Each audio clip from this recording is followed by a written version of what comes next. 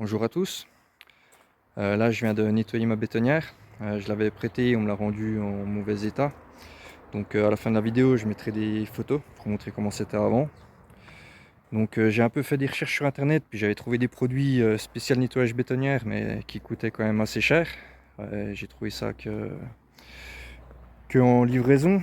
Donc, en faisant un peu des recherches, j'ai vu que l'acide chlorhydrique marchait assez bien sur le ciment. Donc, on en trouve un petit peu partout.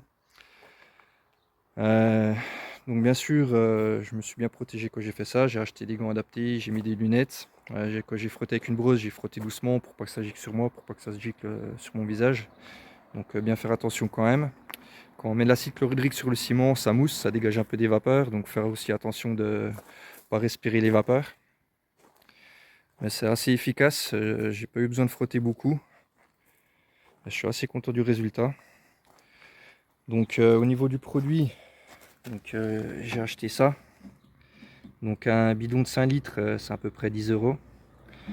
Au niveau des gants, je suis allé chez un fournisseur de pays qui m'a conseillé ces gants-là pour l'acide chlorhydrique.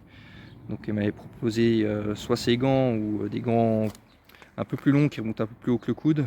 Si c'est à refaire, j'achèterai les autres gants, c'est un petit peu mieux quand même. Je voulais trouver un pulvérisateur qui résiste à l'acide chlorhydrique, j'ai pas trouvé. Enfin, ils n'avaient pas ça en stock.